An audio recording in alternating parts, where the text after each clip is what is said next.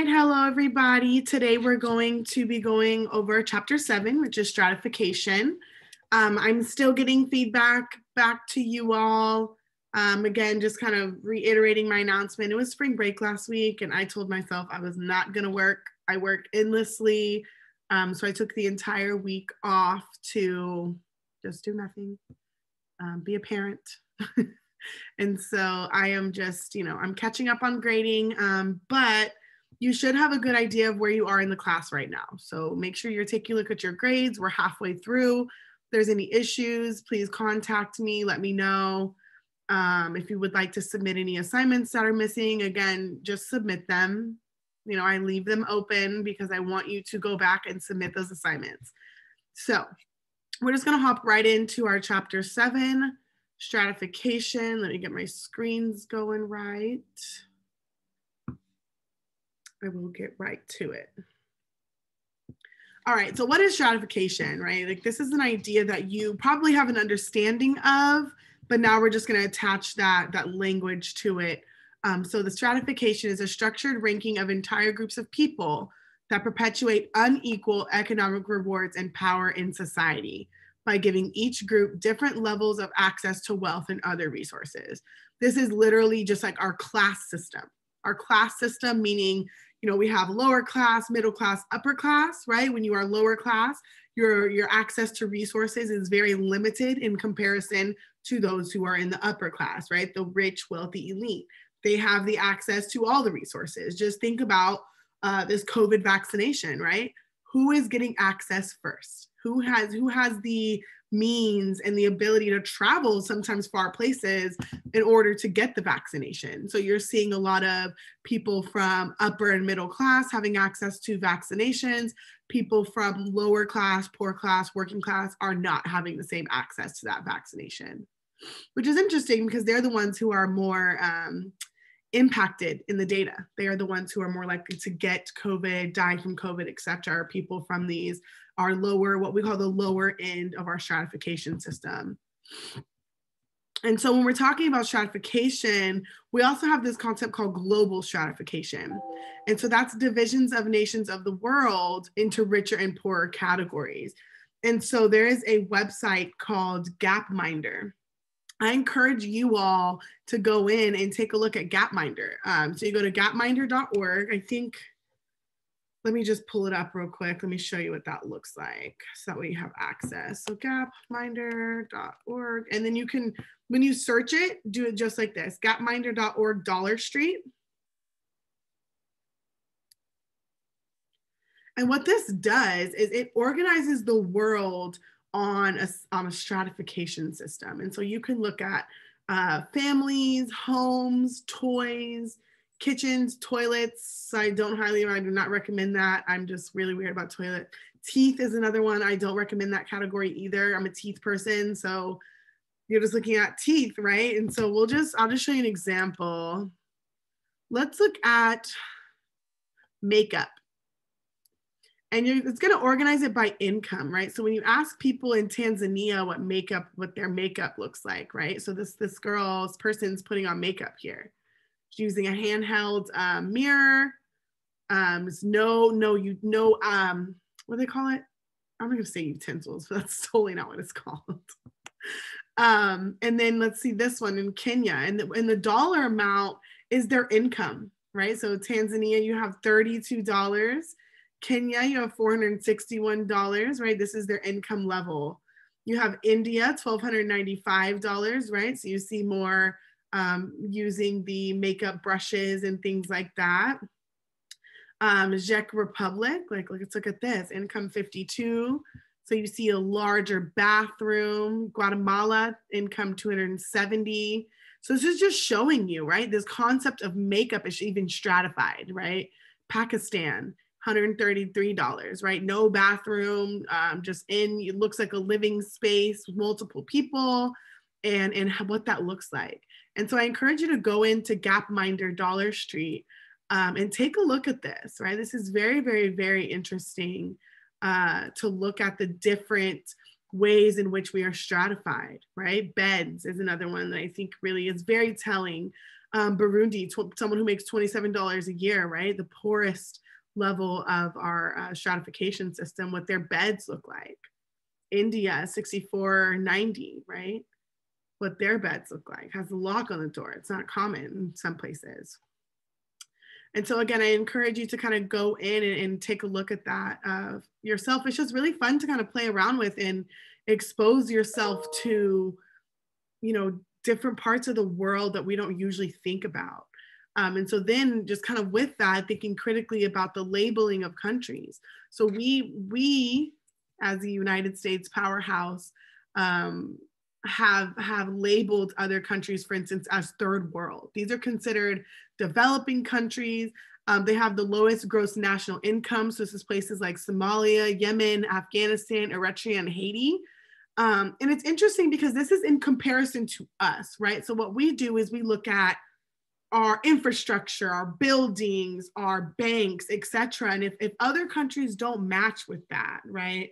If they don't have what we consider to be developed, civilized, etc., we then look at them and say, oh, well, they're not fully developed, right? Although this is the way that they've been functioning for their entire life, right? Their entire existence. And so if you were to ask them, right, if you were to go to Somalia and ask them if they view themselves as a third world country, they're going to say no, right? This is their way of life. They don't rely heavily on large infrastructures and huge, you know, systems and things like that, and vast amounts of technology. That's our way of living. So that's an important frame of mind to have, is that we base the labelings of other countries on our own expectations, on our own living styles, right? And that's, you know, really important to think about when we're talking about this idea of stratification. And so with that is this term called colonialism. So colonialism really started this process of stratification. So it happens when a foreign power maintains political, social, economic, and cultural domination over a group of people. The United States is a colonized country, right? So when European countries came over to the United States, there was already people living here. Hopefully that lie is still not being told, right? Columbus found the new world. Like, no, this is indigenous land. This is colonized land. Everywhere that you are living and going to school is a colonized space, right? It's a colonized space, meaning European powers came and took over indigenous land, and this is still indigenous land. And so that's really important to acknowledge. You'll start to see some colleges acknowledging like we are on the land of X, Y, and Z people, and kind of honoring the land, but at the same time, it is very much a colonized space. And so we have this idea, you know, with that comes this idea of neo-colonialism. And so although many countries have won their independence, quote unquote, won, there's still a continuing dependence and foreign domination of developing countries that suppresses the growth of these nations. So Kenya, for instance. There's a video, if you'd like to look at it, you can do that. But just kind of understanding that colonial, once a place is colonized by, it's usually been European powers. I mean, the Spanish have also colonized, but European powers are pretty high on the list in regards to colonizers, right? People who have colonized. Even though they oftentimes leave, right? Even though they oftentimes allow these countries to maintain their quote independence, there's still a presence, right? So you can think about our military, and this is always a tough one for me to acknowledge because my father was a Marine, right? He was in the Marine Corps for 23 or 25 years.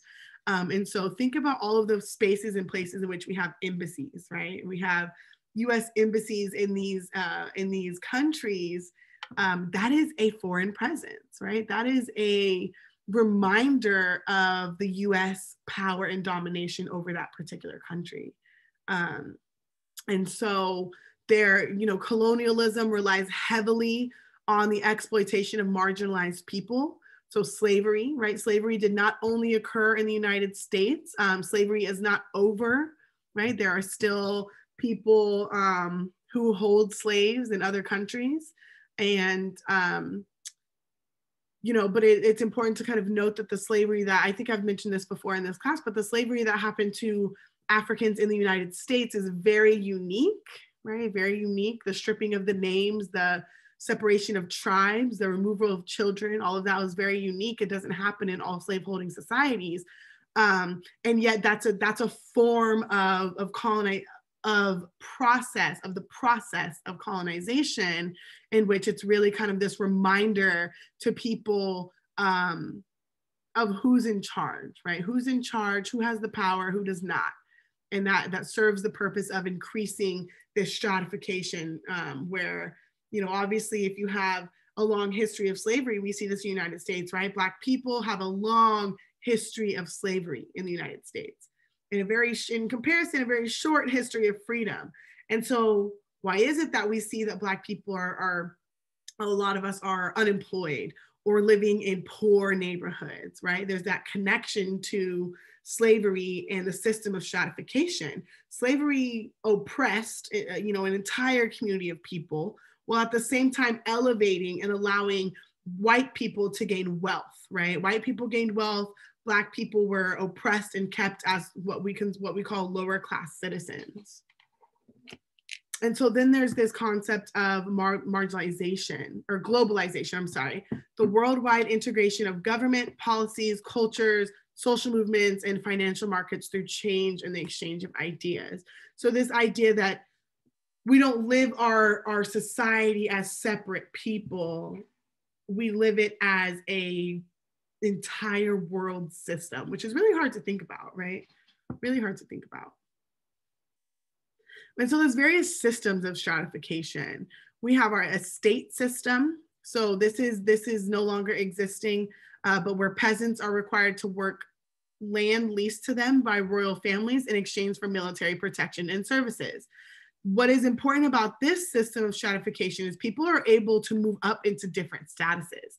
So you can start out a peasant and you know, you work on land and you're able to then own land at the end of your experience, right? At the end of your work system, you get land, right?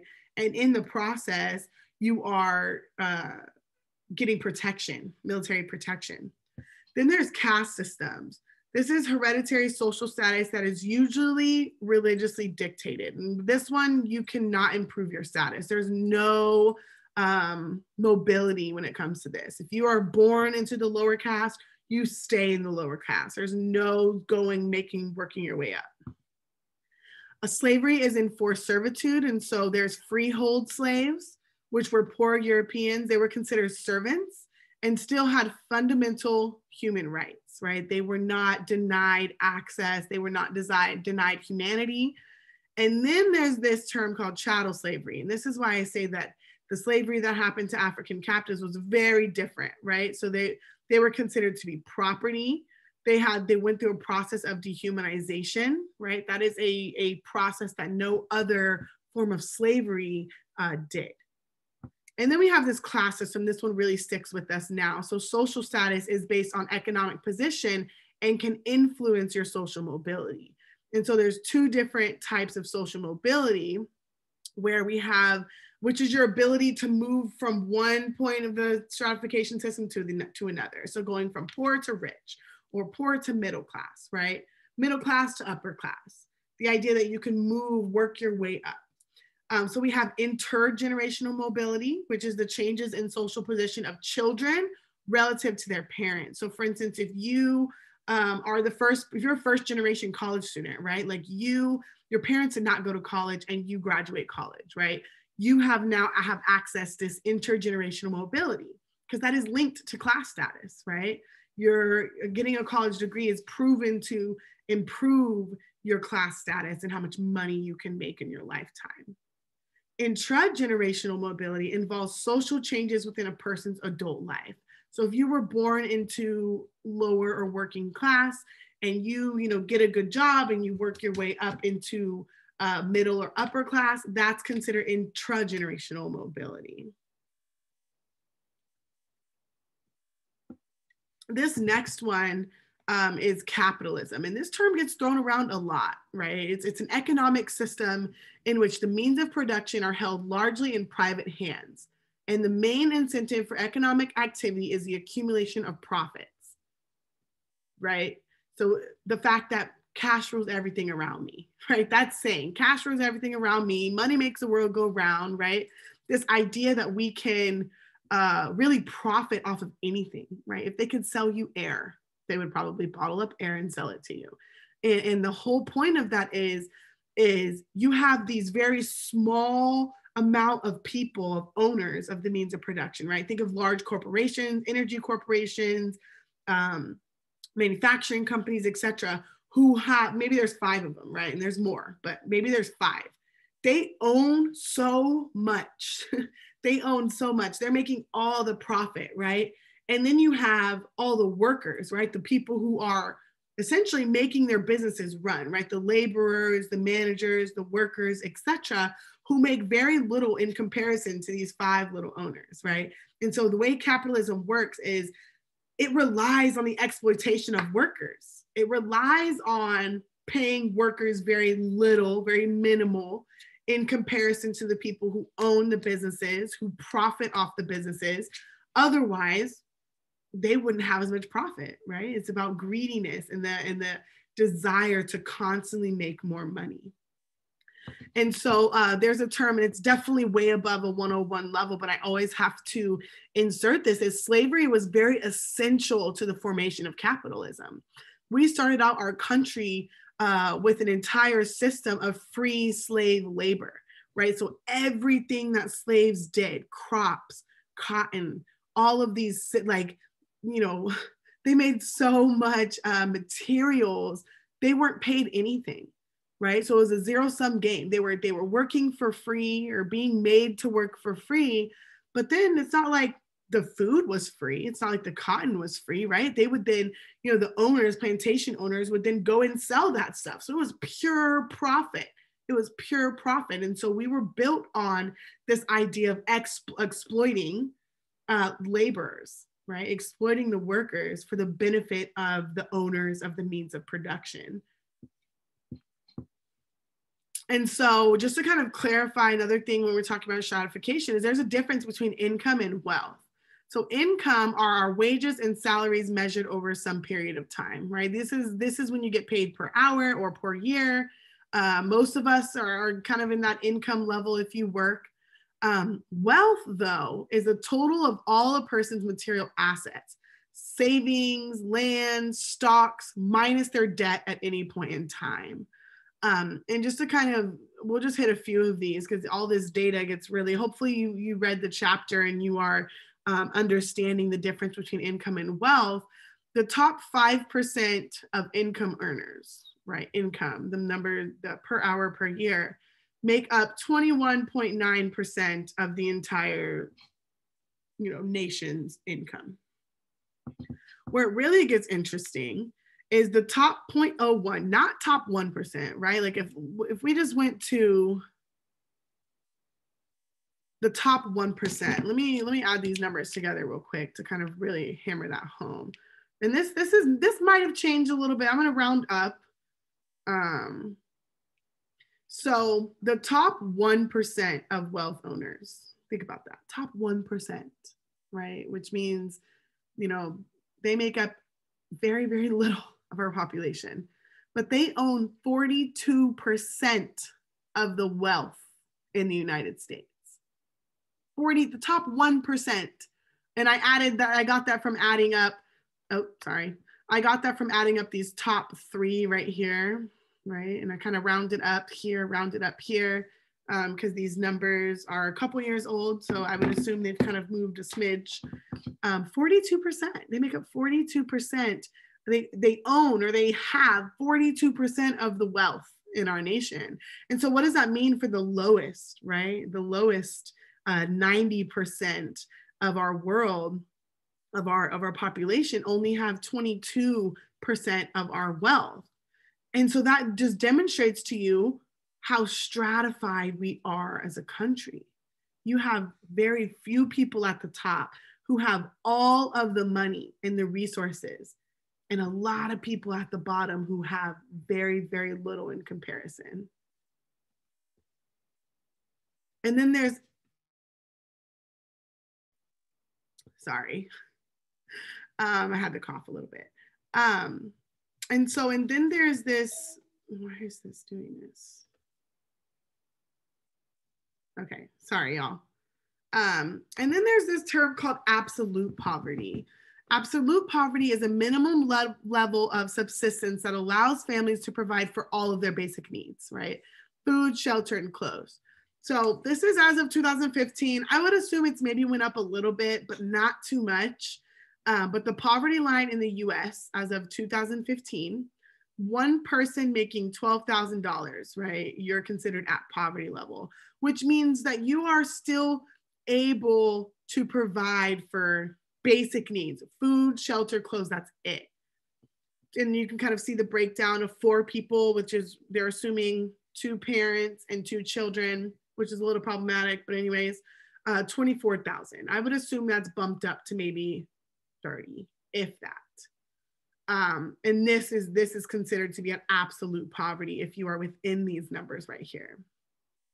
Relative poverty, though, is a floating standard of deprivation where individuals' economic consumption or economic position is compared to the living standards of the majority.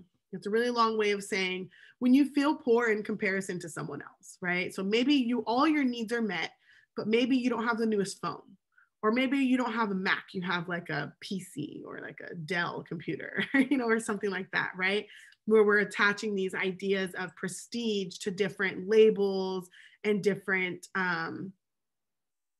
status symbols, right? So maybe you have a car, but it's not the newest car. Maybe it's a 2005, right? And so when you see your friend who has a 2020, whatever car, you feel like, man, I must be really poor, but you have a car, right? That's not considered a basic need. And so this idea of relative poverty really changes depending on who you're with, who you're surrounded by, what your friend groups are, right? You could be the rich one in your family, or the rich one in comparison to all your friends, right? Your friends could be looking at you like, well, dang, at least she has an iPhone, but you, maybe things are struggling in your family. Maybe your family actually is kind of struggling to get by. But in comparison to others, it's perceived that you have a lot, right? Because you have a cell phone, or you have the newest iPhone, or you have your own computer, right? And so that's really important to kind of think about in regards to it's kind of humbling yourself, I guess, is like it's a good kind of space to check yourself and humble yourself in times where you're like, oh man, I can't get the new phone this year. Oh man, my parents didn't give me X, Y, and Z for Christmas. And I remember having to check myself a lot growing up and just reminding myself like, all right, but at least I have a car. I had this 2002 Ford was my first car. It was tiny. It was a 2-seater, but at least I had a car, right? At least I had a car. I was able to transport myself. Whereas a lot of my friends were still taking the bus or walking to school. And so the last little bit we'll cover, I know I kind of breezed by in this chapter. I definitely just want to make sure that I'm giving things in like this little bite-size chunks, I guess, for lack of a better word, is looking over our theories. So functionalism has this idea of the Davis-Moore thesis, and it maintains that inequality serves 2 functions. It motivates people to work hard, and it ensures that key occupations are occupied by highly capable people. And this is really problematic to me, right? Because it's this idea that if you work hard, you can be whatever you want to be, right? And what that does, and that's not, I mean, a little bit of truth to it, right? We want everyone to work hard, but there's a lot of hardworking people who are blocked. Opportunities are blocked. Access is blocked, right? The number, like the community I think of is our undocumented community, right? Hardworking people. But due to, laws and legislation and politics, they're blocked from a lot of opportunities. And so that doesn't mean that they're not working hard, right? They're blocked by various systems. And so does that mean they're not highly capable? No, right? Like our systems are ensuring that they are staying in that same position, that they're not able to wiggle themselves out of it. And so there's a lot of problems with this thesis, this concept under functionalism, but it does kind of say that inequality is functional, right? If we don't have inequality, then people will just be lazy and they won't work hard and they will take advantage, all that kind of rhetoric that you hear. Then there's this idea of functionalism and the deficiency model. So it suggests that differences in property, power, and prestige are the direct result of individual variations in ability. Again, problematic for me, right? Because it's this idea that it's a problem with the individual. And in sociology, we don't look at individual problems, like kind of tapping back to chapter 1, the difference between private troubles and public issues, right? Looking at things from an individualized perspective versus looking at the system, looking at how systems perpetuate inequality, right? And so this is just saying that people in power are there because they deserve to be there. And like, I really want you to think hard about that, right? A lot of them did not have to work very hard to get where they are, right? They were given, their families, maybe they have a long family history of politics and access to these prestigious colleges, with the exception of one who did not go to a prestigious college. But that does not mean that they work any harder than anybody else, right? Or that their individual experiences are like the sole defining reason why they are there. They were given access because the way our systems are designed to protect people from different backgrounds, right? Rich, white, elite, upper class, right? Men in particular as well. And then, so our symbolic interactionism looks at this term called cultural capital. And so this looks at our tastes, knowledge, and language and ways of thinking that we exchange interaction with others. And it's learned through interaction with the closest people in life. And so this, I really just want you to think of, how do you get access to particular groups, right? Like, you are taught how to behave, you are taught how to interact. So when you think about politicians, for instance, right? They have a very unique set of cultural capital. They know how to speak to an audience. They know what to say. They know how to move people in regards to gaining like support, right? So really making sure that they're saying the right things. They were taught that, right? Like, you don't just wake up one day and like, oh, I'm gonna be a politician, so I'm just gonna do all the right things, right? You're taught, you're given various cultural capital. That means being in rooms with politicians. How many of you all have been in a room with politicians? I know I haven't. I'm trying to think. No, not on like a very frequent basis where I'm learning how to engage. So if I wanted to go be a politician, it would take a lot more for me to learn the way of business. Like, how do you do this thing called politicking, right? How do you engage in these spaces? And then just to kind of take that a little simpler, like, if you want to gain access to a subcultural group, right? Like a heavy metal band, like people who listen to heavy metal, right? Like, that is a very particular subset of people. And they have very specific ways of engaging. They go to very specific, concerts, etc. I couldn't just walk in and fit in right away, right? I know none of the language. I know none of the movements that show I'm excited to be at a heavy metal concert, right? All of these things that you learn in interaction with people within various spaces, right? You learn cultural capital in school. There are very specific things that you are taught to do that if you don't do them, you're going to get in trouble, right? You're not going to gain access. You're not going to be successful, right? And so think about all of that and all of the things that you were taught, growing up in regards to gaining access to particular groups of people. And this is the last like little set here, is looking at interactionism and culture of poverty. Suggests that the causes of poverty is that the poor are socialized in their childhood to their lower status, right? The poor are socialized in their childhood to lower status. And so the emphasis is on education, right? Poor are taught not to delay gratification, and they spend their money differently.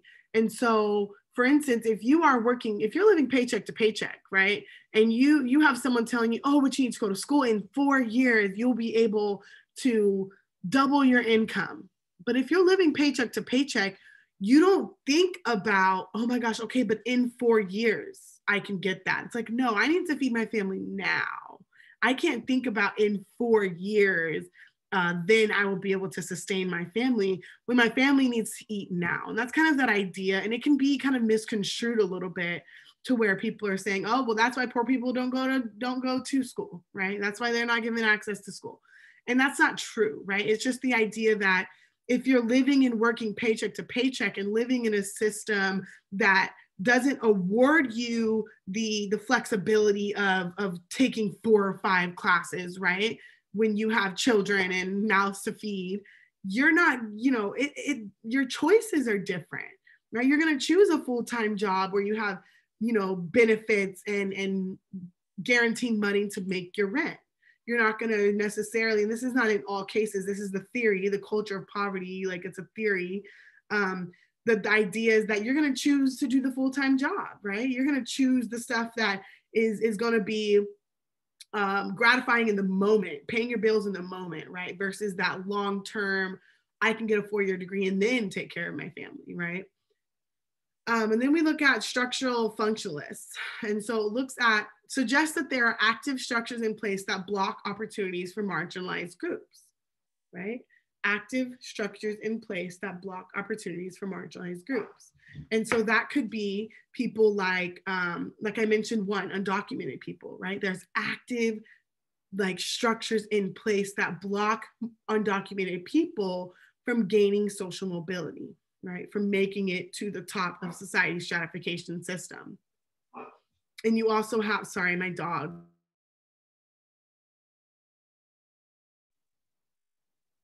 He barks at everything, and there's construction going on in my neighborhood. So sorry about that. And so another kind of example would be people who have a felony record, right? There's active structures in place that block people with felony records from getting good jobs, from going to school and getting financial aid. There's all of these. So it's not to say that they don't have the desire to do it, right? It's just that because they are a part of this marginalized group, they're not given the same access and opportunities as others. And this last kind of one to tie out this section or this chapter is going to be this idea of classism. So we've heard about racism, we've heard about sexism. Those are very common conversations to have in a sociology course. But classism is really this idea that legitimates economic inequality.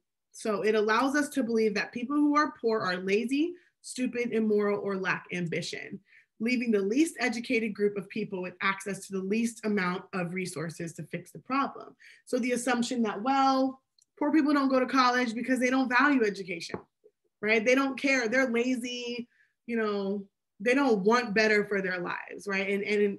And not looking at, well, maybe they would go to college if it was sustainable to have a full-time job and go to school, right? Or that their job paid them well enough to where they didn't have to work multiple jobs to feed their family. And maybe that would leave them time to also go to school.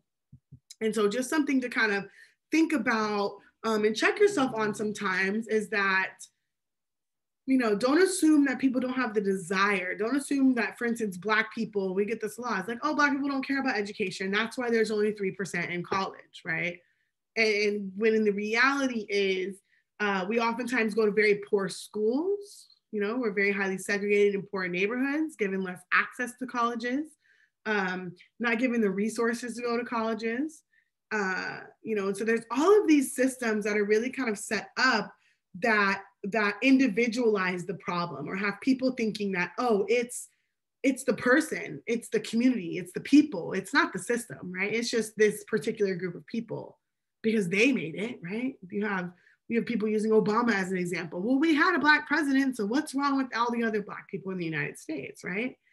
Without looking at the systems and structures in place that did not impact Barack Obama, right? Like, he lived a very privileged life in comparison to a lot of Black Americans in the United States. He went to a very prestigious school. He had parents who were college educated. So that means he had access. He had the cultural capital to navigate these spaces as a Black man, right? Not very many Black people have that. Same with undocumented people, right? There's not, and this is like, it bothers me so much because unfortunately some of my family on my mom's side really kind of follows this rhetoric of like, oh, well, they're just coming here to live off the government like, and not pay taxes, right? And it's just, you know, it's a really bad assumption to say about an entire group of people without looking at the systems and structures that are in place that purposefully block opportunities for people without citizenship. And I always put that in quotations, right? Like it's such a made up idea of citizenship, right? Who are, this land was colonized, y'all. And yet we then were, you know, they gave themselves the rights to say who's a citizen, who's not. And that's always just really problematic for me.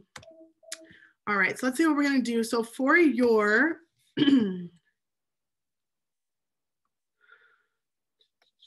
okay, so for your personal narrative, I want you to talk about this idea of social mobility. So I want you to choose either intergenerational mobility. Actually, most of you will probably do intergenerational mobility, and it may be hypothetical, right? But I want you to talk about where either your grandparents in comparison to your parents, right? Your grandparents in comparison to your parents, state their job occupation. So if your grandparents were farmers, right? State that. My grandparents were farmers and my dad is a fast food worker. That's a change in mobility, right? And I'm just using that as a very basic example. Or you can say, you know, my dad is a mechanic and I have dreams of being a doctor, right? That is demonstrating intergenerational mobility. And hopefully that makes sense. But I want you to say either your great-grandparent or your grandparents in comparison to your, I'm like losing I cannot talk right now. I'm sorry, I've been talking all morning. So let me re-clarify. You'll state either your grandparents in comparison to your parents. So their occupations, you'll need to know what each of them did. Even if they were like stay at home, had no job, right? That is also very important. Or you'll do your parents in comparison to yourself and state the job occupation. That's the important part, right? That's what hints at that class status, that mobility. If you don't, obviously most of you are probably not where you're going to end up in life, right? But what are your dreams of? What do you want to be, right? A doctor, a lawyer, pharmacist, teacher. I'm naming all these like super prestigious ones. Maybe you want to own a restaurant, right? Like whatever you want to do, use that as your example to show in comparison to your parents, right? Because we all have this desire, even your parents have this desire for you to always, you know, do better for the next generations. And so that's what you will do your personal narrative on for this week. All right, see you later, y'all.